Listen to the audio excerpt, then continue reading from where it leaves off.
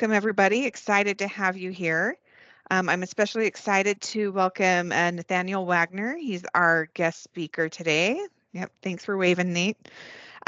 He has a background in rendering. He worked in the game industry doing 3D modeling for a while and then transitioned to the true calling of teaching. But he has great experience with rendering and modeling in 3D software. And so the way, if you're new to these coffee talks, the way I like to host them and have them work is we kick it off by having our industry expert, which is Nate here, talking about what they are using, how they're doing it. And it's just short, 5 minutes maybe.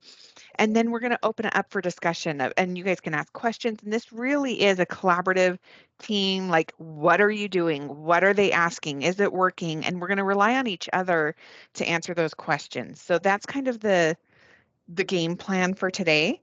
So with that being said, we are going to kick it off to Nate to get started, talk about what he's doing at his school and how it's working. Sounds good. Well, thanks, Heidi, for having me and arranging, and for everybody joining on a perfectly serviceable Friday afternoon in North America, anyway. So as Heidi said, my name is Nate, Nathaniel Wagner. I go by Nate usually, and I'm an assistant professor at Mount Royal University, which is in Calgary, Alberta, Canada. Aside from that, I'm also a registered architect in Alberta and BC, and I'm a partner at a small little practice. So I try to do a bit of research, do a bit of teaching, do a bit of architecture, do some design, interior design, everything urban design, which kind of stems a bit from my background that Heidi was alluding to, where I started out in video games, and then I actually worked in aeronautics at the space agency doing computer modeling. So it's always been kind of technology driven in terms of software and stuff, which has transitioned obviously really, really well into teaching and interior design and software specifically. So at MRU, we have a 4-year bachelor degree, and we structure it so that the first 3 years is when we deliver our tool stream, which is what I'm in, which is all about hand rendering kind of exclusively, actually for the first year, getting them to learn analog tools. And then in our second year, we have the big push, Introduction to Technology. So it's a double course, semester 3 and semester 4, and we kind of teach everything in terms of the Adobe Creative Suite, AutoCAD, and then really start getting them into 3D software as well. And then year 3, which is the one that I teach, so semesters 5 and 6, it's the professional application of all the different softwares with the focus on how are they going to actually implement this. And so another really big focus on kind of the digital technology. We've gone kind of, we're experimenting a little bit because obviously with the advent of AI and how much technology changes, what is the right fit for our students, as I'm sure you guys are all struggling with. And, as much as software increases, I find there's now this myriad of rendering software, which is getting to be a little annoying. So for the past few years, it was pretty stable where we used, at least in like our more senior classes, we use SketchUp as our primary 3D modeler, and then we were using Enscape. And then that had been working quite well. Concurrently with that, what we do is we also, in the year 3, teach almost exclusively Revit for modeling, so BIM information modeling, contract docs, and using the base from Revit a lot for the base of their rendering and stuff. And then we usually go Revit, SketchUp, Enscape. For those of you who have Revit expertise, I'm a big Revit guy. I've been using it since like 2009. I've never been a fan of they always adapt the renderers for Revit. So they had Twinmotion, they had V-Ray, they had Enscape. It's never quite as strong or as clean. So we still do recommend you kind of port your Revit model to a 3D software and then apply and go from there. So Enscape has been fairly good in terms of being the real-time rendering. And obviously, real-time rendering has been a bit of a game changer for students. Now we can't get them to do anything but jump into SketchUp and try to model. And then you try to create, and they're like, look at my model. And I'm like, cool, but you got to design still. So ironically, I actually find over-rendering, and Heidi was at my lecture that I gave last year at IDEC, was how do we pull that back a little bit. But in terms of software, we're actually moving a bit away from Enscape now, just because they jacked up the price so much for students, and we're a little uncomfortable with how much it is costing them. I actually kind of wrote an email to them being like, you got to do what Autodesk does. Get them hooked in when it's free, and then they're junkies, and then they can't escape, and they go into the industry like relying on that software. And unfortunately, I think it's like $80 a month or something, which is pretty expensive for students. I think it's kind of gross. But so moving a bit away from Enscape, we played around with Twinmotion a bit. I don't think it's perhaps the best solution. The interface is a little bit clunkier and the results aren't as great. But we've had a lot of luck the last year, and I think what we're going to switch to from Enscape directly is to D5. So D5 is another real-time renderer. It's standalone. It interfaces with all the major software as well. And it's still free. You can get like a professional license where you get access to more models and stuff. But in terms of like speed, render output, interface, what you can do with it, D5 is really, really good. And full disclosure, I don't have any stock in them. I'm just happy that there's a renderer that's still kind of available to students, that's free and is at a very good quality. In terms of other kind of 3D software, so again, SketchUp is kind of our base modeler. Obviously, if you guys have used SketchUp, if anything's rectilinear, it's pretty good. As soon as you start getting your compound shapes, unless you really get a ton of the plugins, SketchUp isn't the best. And then now, there was like the Curve-Aloft and all those, but those are now also requiring costs, like they're paid in the last few iterations. So again, I feel uncomfortable having students get a version of SketchUp and then having to pay more for kind of plugins that can change, and then you get a new version you've got to update and they don't always support correctly. So the biggest issue with SketchUp is out of the box it's okay, but it doesn't do some of the things, and I always hate it when the 3D software holds students back from their kind of design. So we have started in the last couple of years to introduce 3D Studio Max. So 3D Studio Max is what I use in video games. Industry still use it for some organic modeling and box modeling and poly modeling for film and stuff. It's a very, very powerful organic modeler. The only thing being you have to really understand how to do organic modeling and proper loops and curves and smoothing, which is almost outside of the realm of what interior designers should do or need to do. So still kind of looking for a way to bridge, wanting students to explore and be creative, but within the confines of what the software can do. In kind of the last semester that I teach, I introduced them a little bit to some parametric modeling. So I'll very briefly touch on them with Rhino. And again, if you guys have ever used Rhino, it's an awesome one. It's used a ton in architecture, and it's kind of like half CAD, half SketchUp, half 3D Studio Max. So it's very, very powerful and a good learning curve because it's all command line based, unlike a lot of the other 3D modelers. So students can actually jump to it very, very good from AutoCAD because it's, extrude, poly this.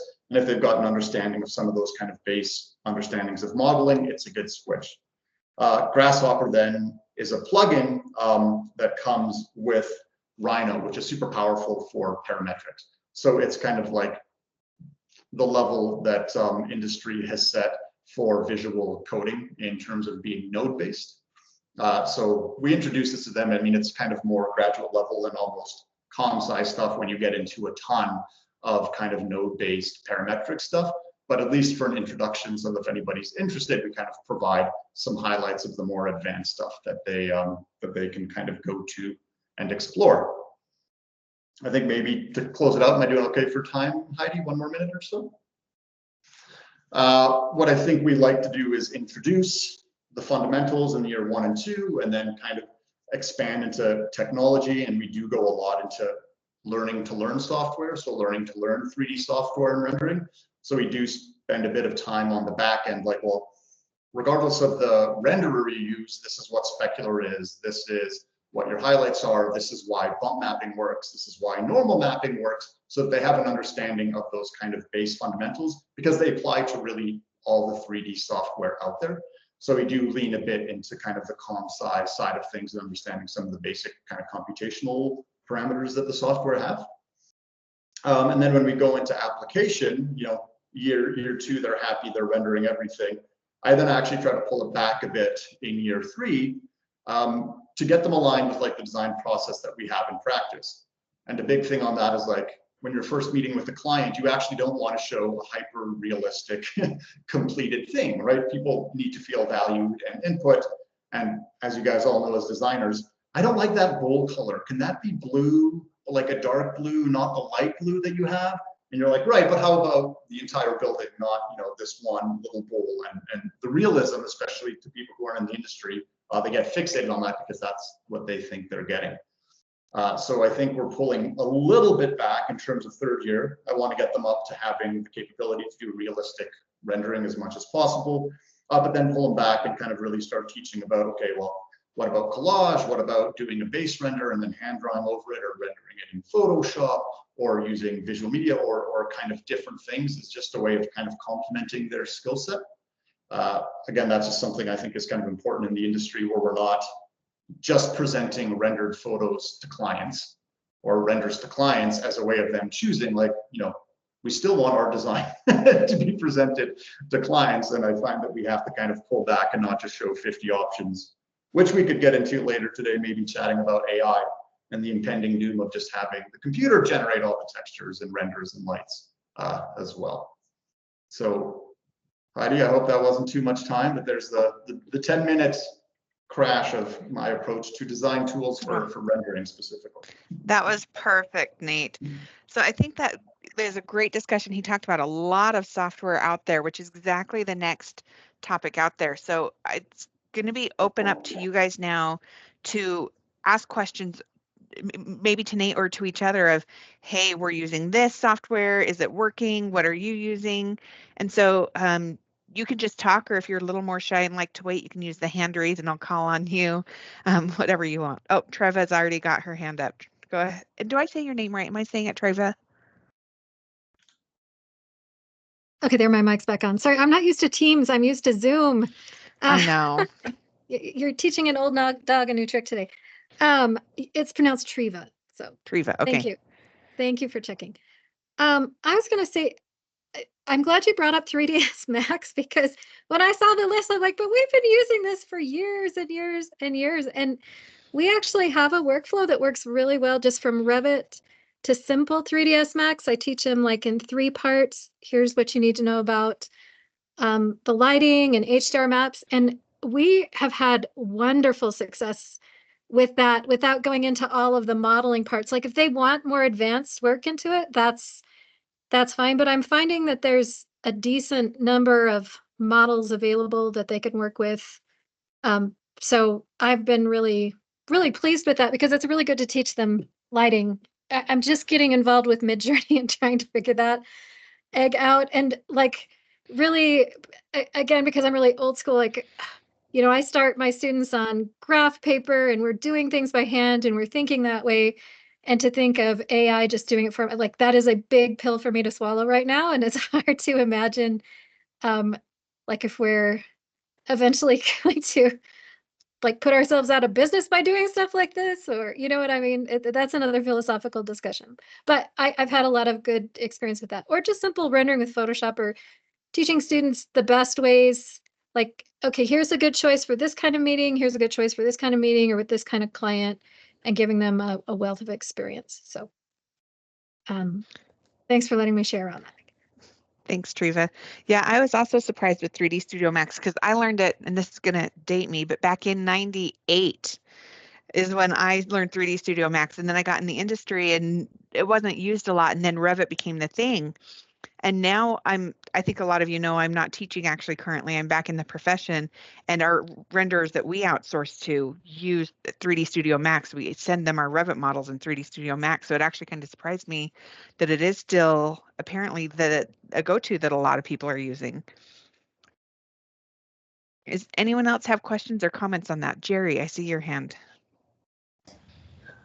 Yeah, so is D5, is it spelled just like it sounds, D-5? Okay, that's one I haven't heard of. So we're currently using Enscape, and yeah, we're having problems with the license. We bought a floating license, and it's like we have this big huge thing. It's just a pain in the neck. So yeah. Yeah. Oh, sorry, should have put my hand up, but yeah, Chaos Group, who runs V-Ray, bought Enscape. And ever since they did, the customer service has gone way down. I think they just see it as like a convenience one, but a bit more niche, where their eggs are still in their like kind of V-Ray basket, because that's the bigger one. It's used in cinema, it's used in games, and it's a more powerful engine. So like when I was doing like rendering stuff professionally, we used V-Ray because you can do it for animations and stuff a lot better. And you can load IR maps, and you can do a bunch of stuff to save time when that was a bit more of an issue. I mean, V-Ray's also come out with a real-time engine. I can't remember it. So I don't know if they're just trying to kill Enscape, and if they're not, they're doing a good job of doing it inadvertently, I find. Yeah. Maybe I'll put it out there to everybody. What's the difference? I haven't used Lumion, but I've heard a lot about it. How is that compared to Enscape? Does anybody, have you used that, Nate, or? Yeah, I've used Lumion and Twinmotion. Enscape was just like a bit of the friendliest like user interface, right? Everything was super simple. You had 4 tabs in a standalone thing. You launched it from Enscape, and it's really easy, right? And students like it because the default of Enscape is like a great render compared to something that, you know, would have taken me 3 days to do 10 years ago. You're now doing instantly. So I think SketchUp is not as, I think Lumion's a bit more powerful, if I recall correctly, in terms of some of the technical aspects, but Enscape was just the easiest. Gotcha. Thank you. Has anyone else used D5 out of curiosity?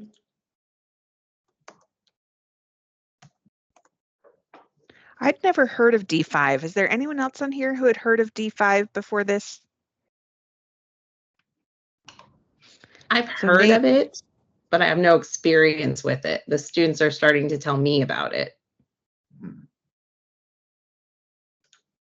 Yeah, Nate's on the cutting edge there on that one. He knows it better than we do. Oh, and Nate put it in the chat for us as well. So if you guys have the chat, it's Good job, Doug. Doug's like downloading it as we speak. So Mark, you've heard of it though. Are you using it at your school at all? Nope. Okay.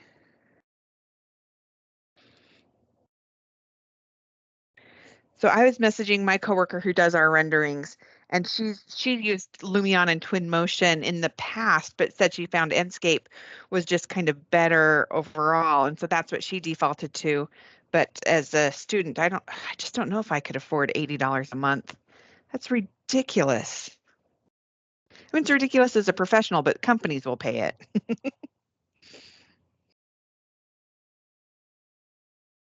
Jen, yeah. So how are you with 3ds Max? Like, we did try and teach that. We also use Enscape, and we did try and teach it, but I felt maybe it was because we were teaching too much of it, but it was so cumbersome for students to learn. We found that it wasn't really user friendly. They needed to have several courses in it almost. I don't know how you guys are doing it, like in a shorter, if you're doing it with a shorter term. Enscape, you know, it's so intuitive. It's worked well for us, but we also had V-Ray for a while too, but found it's expensive because you have to have a license for Revit, and you have to have a license for SketchUp. Whereas we just had to buy one license before with Enscape. So yeah.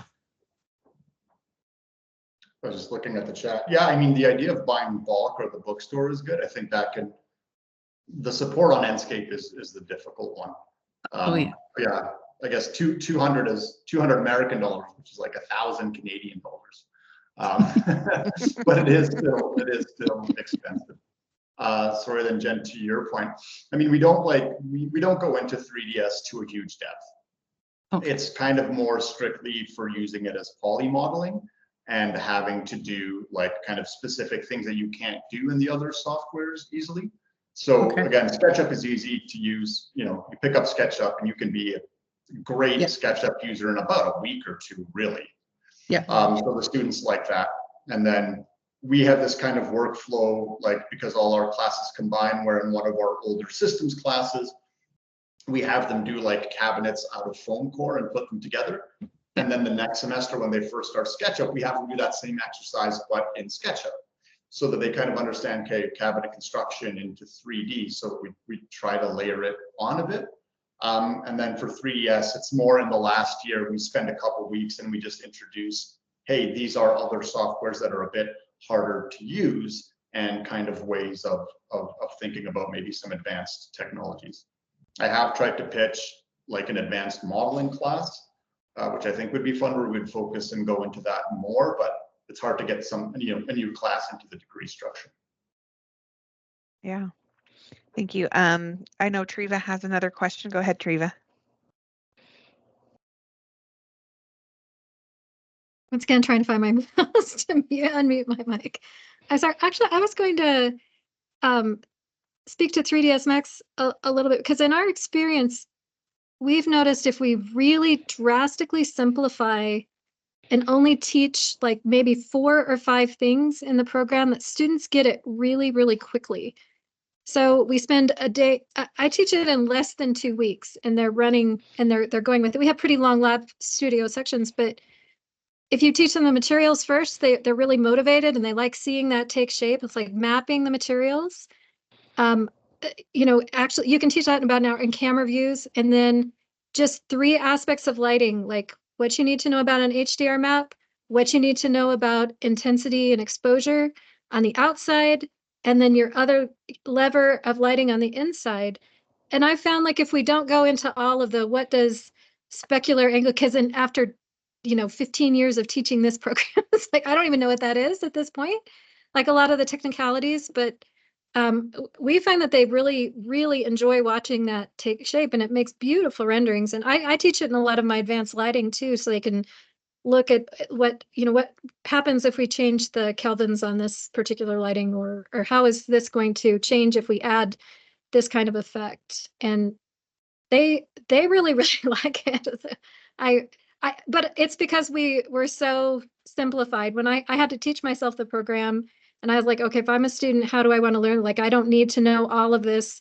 Like, I don't need to animate a movie in that, even though I know that I could within that program.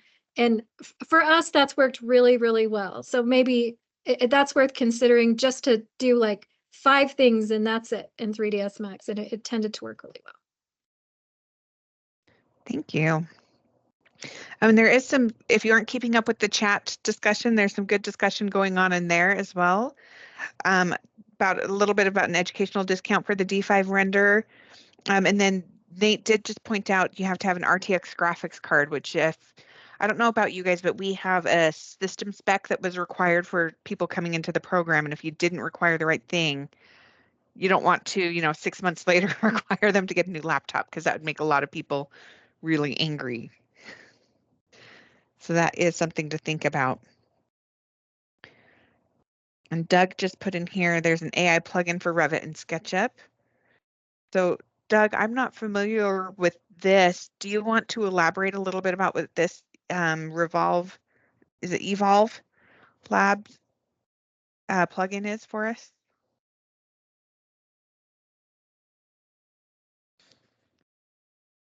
Put you on the spot there. I don't know if you can unmute for us, Doug, at all. Class giving an exam. I love it. I love it. So has anyone used this Evolve plugin and familiar with it? Mark has your hand up. Go ahead, Mark.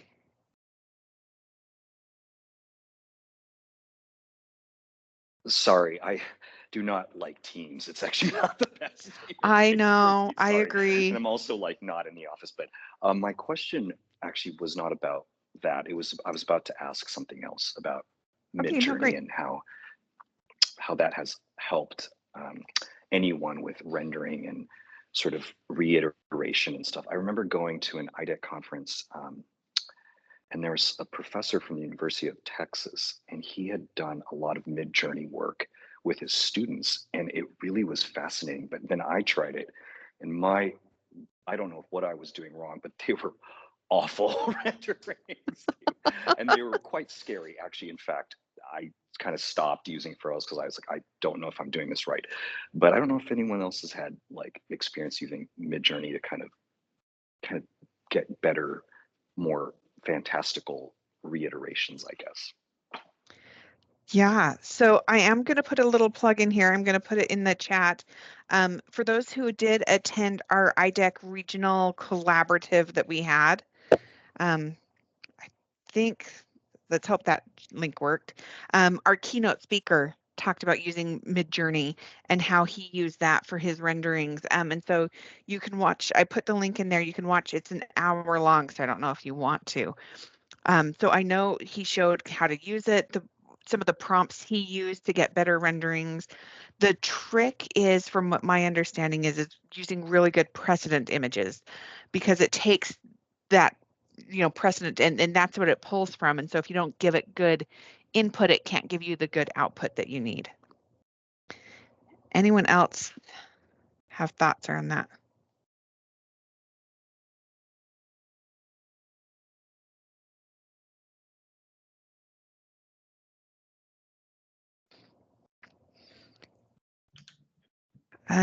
Nate, go ahead. Yeah, I mean, I think the AI one and is an interesting one. Like if you do have SketchUp and their latest release, they have diffusion in it. So say you model something, you can then like adapt a style and it'll spit out like a decent quality render for you. The issue being then obviously like it applies materials as to what it thinks is appropriate, and it'll do lighting and mood and based off of like its default prompts of what it said. So I think the danger in that is we're suddenly opening the doors for students just to become arbiters of style rather than design, because then you just start going through and see, okay, this is generated, this is generated, this is generated, I like this one, this one, this one. And you don't really have like a holistic understanding of why you're liking or doing things. I mean, you can make the argument students do that a bit in Pinterest anyway, and then try to recreate it. But at least then they're being somewhat cognizant of, okay, this is the type of flooring I need, this is this.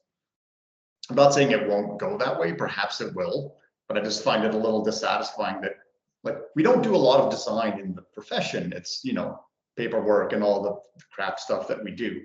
If you're going to give away the design aspect of it, like why? It's the one thing that's fun to explore and try to do something creative.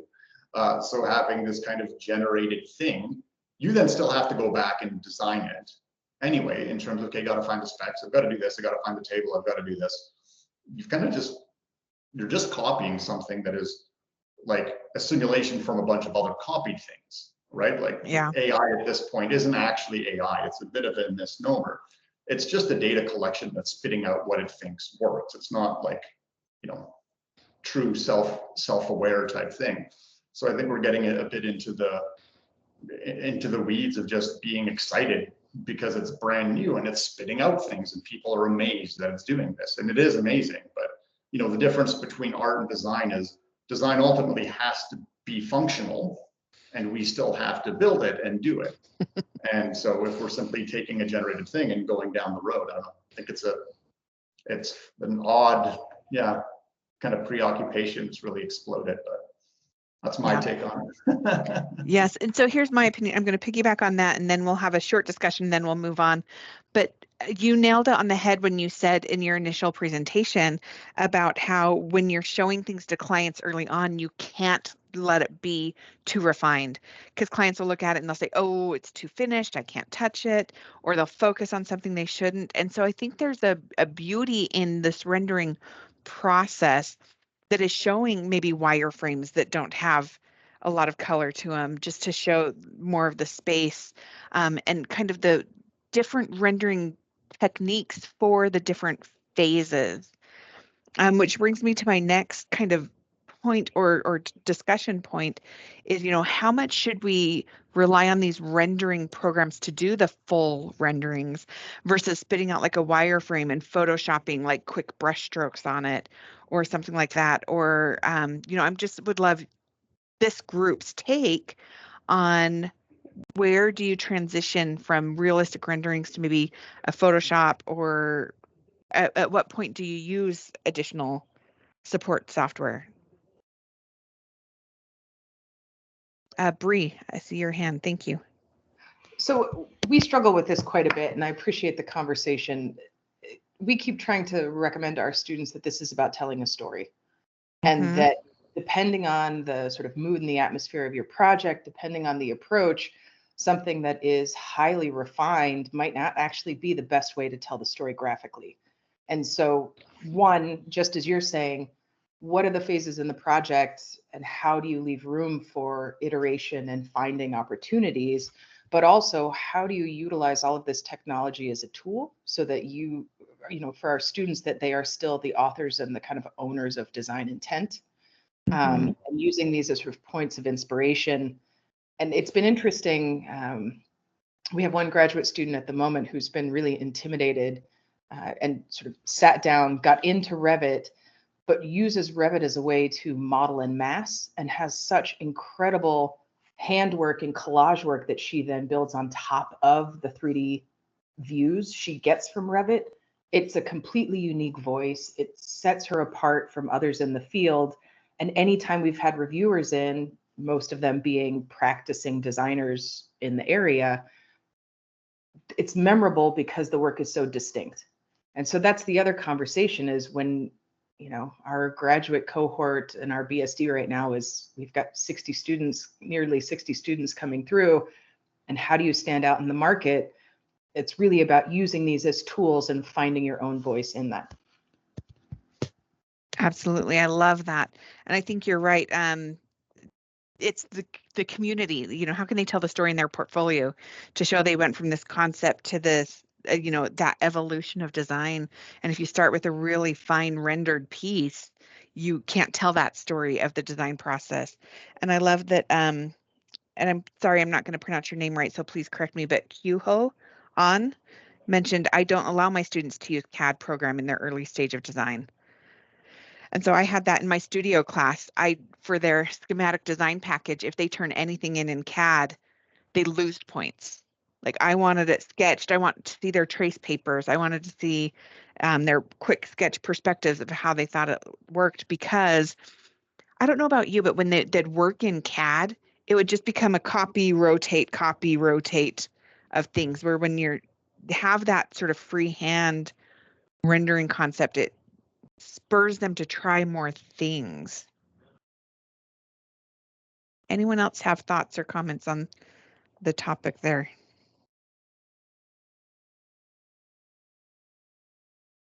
Nate. Just a fun, sorry, I'm going to keep talking because I love talking about this stuff. It's fun. That's why I asked you to be our guest speaker. No, there's a lot of really good points. I mean, I think, like, I'm trying to do a book on the side, and it's titled "What to Draw One," and it's all about, okay, what is the appropriate level of resolution to present to people at specific times? And the whole thing is about crafting a narrative, right? As good designers, we engage with clients, we understand what it is they want, we try to present a vision, and then that gets more developed and refined as we go through the process. I mean, I think, like, you know, the downfall of the real-time rendering, the 3D stuff, is it gets so easy for students to become 3D technicians rather than designers. And regardless of the software, at this point anyway, it is still a brute force thing. It takes time to do it. And then students will spend the whole time modeling this space, and then they do this horrendous camera view of way back that's like a 80-degree field of view to capture the whole thing because they want to show off what they did. And then when I was talking to them, it's like, well, pull back, I get your model, and I crop this tiny little thing because there's this wonderful piece of design, this custom table and this lamp and everything. I'm like, this is the design. This is what you want to show. This is the process. So how do you, you know, even within the technology, narrate down, because you, in school at least, and, you know, you can't resolve everything fully. And they have such a hard time with that. I'm like, I'd rather see 2 amazing small renders and imagine the rest from your floor plan or your elevation. And so that ends up being like a challenge I think we probably all have as educators, especially now with 3D rendering, because it is seductive, right? Just look at this landscape, it looks so real, I've solved the whole thing. And, you know, students conflate realism with good design. And I think that's a really important distinction that we have to try to make for them. And so then in the senior one, I pull it back a bit and I say, here's the base render. You can, we do it as like an ambient occlusion one, and then we take it to Photoshop, and then I say, okay, now change the floor material, change the wall material, and if you set up patterns and you do Photoshopping correctly, you can kind of see the quick iterative process that you can do. And then exactly to the points that were raised earlier, then you could bring this to a client. You say, here are the 3 things I want to focus on. The rest of these things aren't rendered because we're not focusing on that. We're focusing on ceiling treatment and, you know, wood flooring. Is it parquet? Is it wishbone? Is it whatever? And you can present things that way.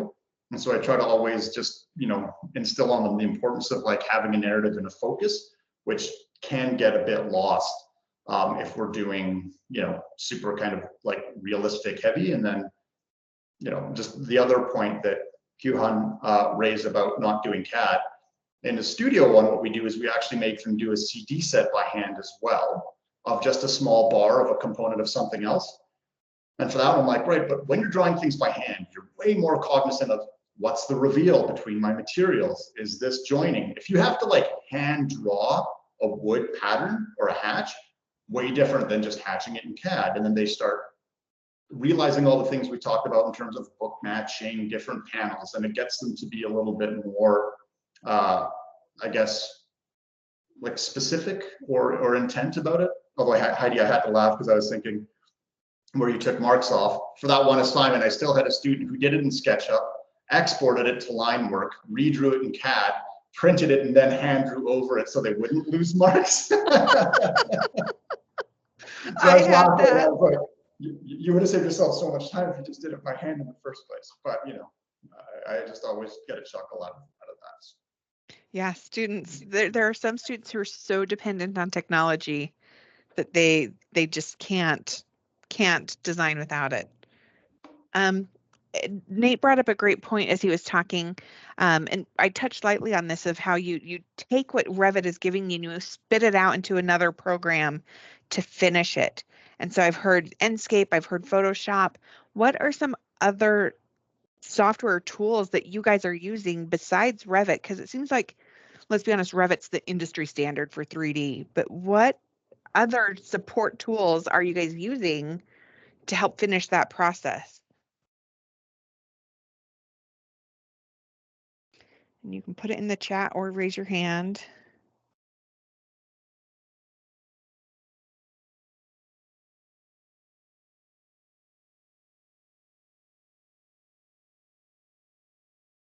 And then while you're thinking about that, Bree brought up a really great question here about how to cite AI generated or AI supported processes in their work. And I think that is an important discussion because if you listen to, again, the Pacific West Regional Collaborative Conference that we did, the gentleman presenting the keynote mentioned how there was a county state fair winner who cited that he had used AI generated to help with the generation of his image that won, and he got disqualified for it. So, you know, do you risk it and cite your source that, hey, I used AI generation on this, or do you not cite it? I have an opinion, but before I share it, what are your guys' takes on that? And then we'll come back to the chat that's going on about software there.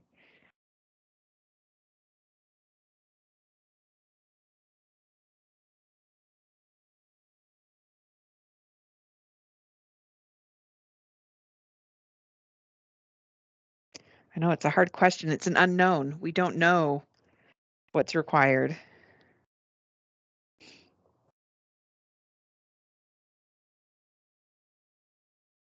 So my opinion on that is, as educators, we should always teach our students to cite their sources.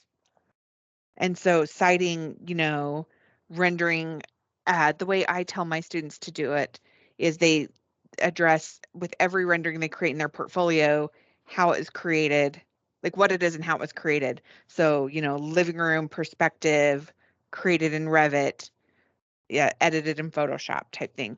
And it does a couple of things. Is one, it cites the program because, let's be honest, as a third-party reviewer, you don't know if they use SketchUp or Revit and so it explains a lot of what they're software capabilities are. And so putting that in there, I think it benefits them because companies actually want students who know Midjourney. And so citing that source of created with these in Midjourney, my opinion is it's only beneficial to students. So that's my 2 cents. Anyone have different opinions?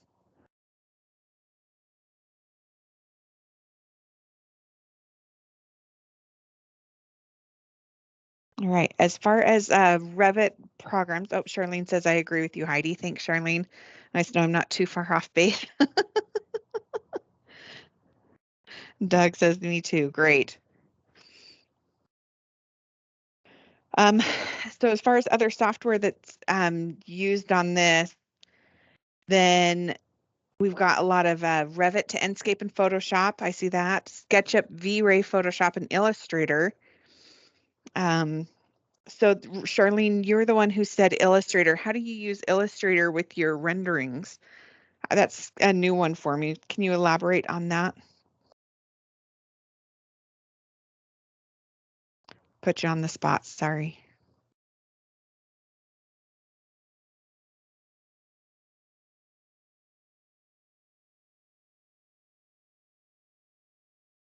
Mostly just as our layout board. Ah, so as a page layout to add. Great, thank you. SketchUp and Revit to Enscape to Photoshop. So what's the benefit? I don't understand this quite. I've heard a couple people say this, that they take SketchUp and then go to a third party. Like I've heard in this example, Julie said Enscape, but I've also heard, Twinmotion or something, and then to Photoshop. What's the thought process behind not just going straight to Photoshop or having this extra step? I'm going to be very candid. I'm not a rendering guru, so please ignore my naivety if it's based on that. But what's the purpose? Nate, thank you. So like when you model and everything in SketchUp, you can export it as a JPEG or a PDF, but it doesn't do lighting simulation. So the rendering engine is the thing that applies materials with physical properties and light and then gives you the render. So it's just adding lighting and materials to kind of the base 3D model and stuff.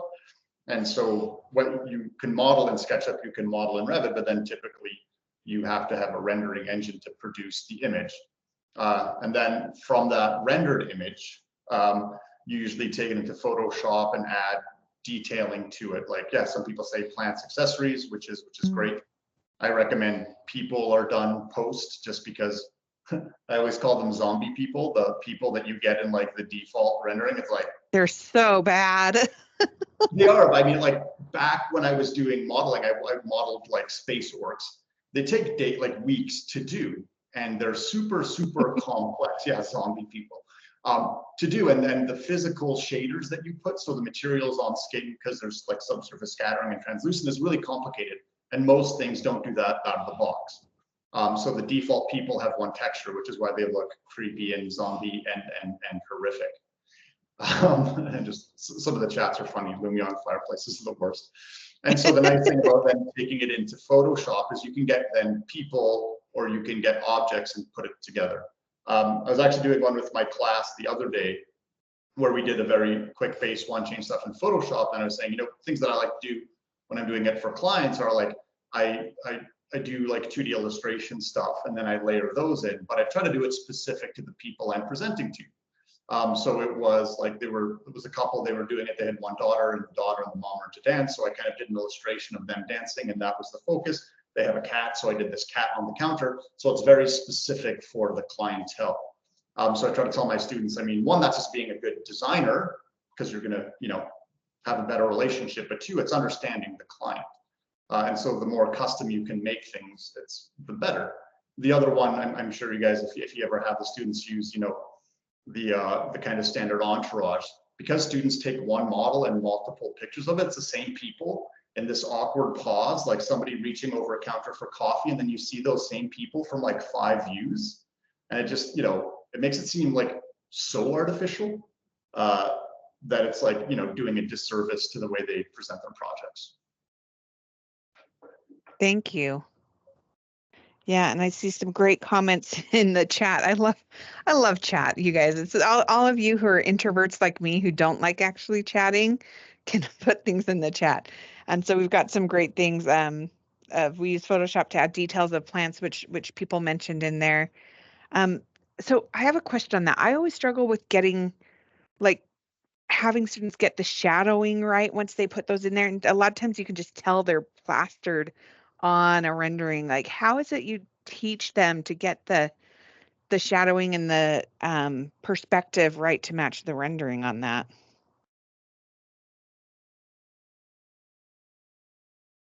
Oh, burn and dodge tools. It's a great tip. Anyone else? I'll have them duplicate the shape and then using the skew tool. So you can sort of take the silhouette and then skew it down and throw it across the sidewalk or across the floor.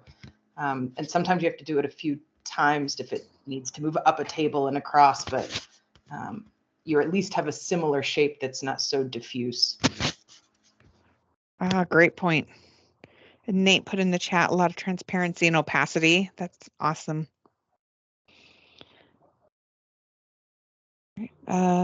Also very saturation and brightness. Oh, yeah. Oh, the generative AI fill tool. Speaking of generative AI, I haven't tried that in Photoshop yet. I've heard like people rave by it. Nate, do you want to elaborate on a little bit on how you use it and how is it any good? That's surprisingly good, actually. So the last couple of releases that have been pretty impressive, they have like autofill crop. So try it yourselves. Take a render and then crop, and it'll ask, do you want to generate what it thinks it will be? So if you ever got a photo or something, it actually like uses AI to fill what it thinks the rest of the thing will be, which is interesting. It's just generative fill. So you have a little rectangle, and it's the same as Midjourney or any other AI thing. You add a prompt, and then it fills it for Photoshop. So you can actually put like couples sitting down at diner table with coffee cups, and it'll fill that thing. And it's content aware. So whatever is in the background, it interpolates and tries to fill that to match. Sometimes what I like to do is, instead of doing it in the document, I create a new kind of larger blank canvas, and then I enter my prompts to be nondescript, like young couple walking down the street holding hands in summer, so that it doesn't have a background, and then I drop it on. And for me, whenever I put people in, I don't actually care about the shadows or that. I drop the opacity and I do a lot of blurs, and I make it a little bit more artistic so that it doesn't actually look like it's trying to be that thing. So yeah, and Doug says the same thing: blur motion, transparency, tree branch. I love the transparent person. That's one of my favorite things in renderings, just to give sense of scale without taking away from the rendering. Adding wireframed images as negative space to the rendering in Photoshop. Those are great ideas. So I don't want to take too much longer. We've got about 2 more minutes is all I wanted to take. Is there any topics or questions that anyone else wants to raise or ask that they might have that we haven't addressed yet, or that you want to elaborate on more? I'll open up to the last 2 minutes for anyone who wants.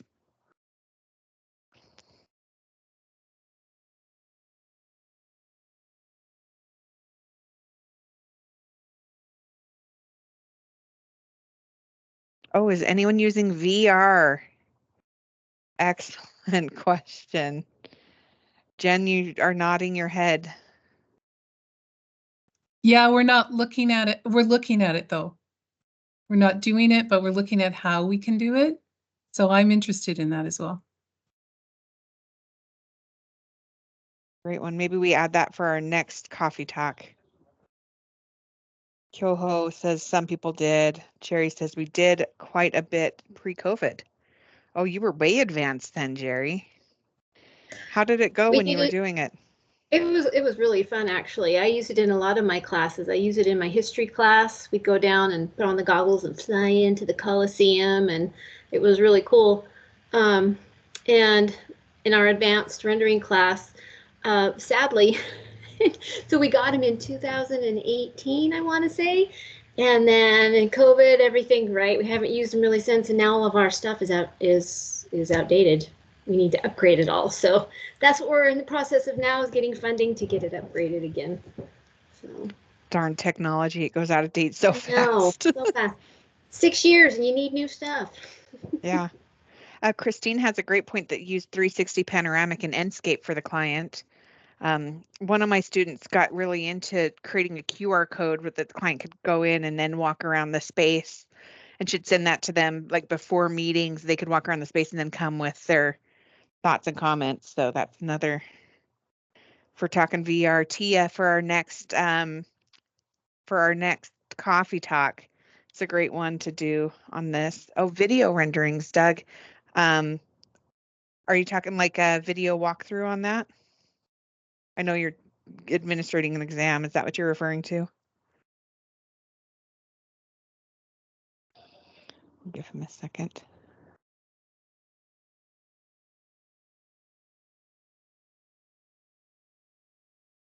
All right, well, while he responds, I know we're all busy people. We've got other things going on. So I do want to thank everyone for coming and participating and discussing. And a lot of you were just lurkers in here, and that's okay too. I love the lurkers. But I just want to thank especially Nate for taking time to talk to us about what he's doing and share his expertise.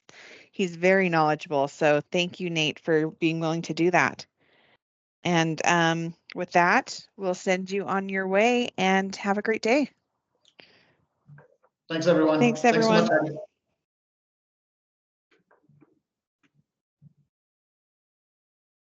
Good to see you guys. Bye. Yep. Thanks, Nate. Bye.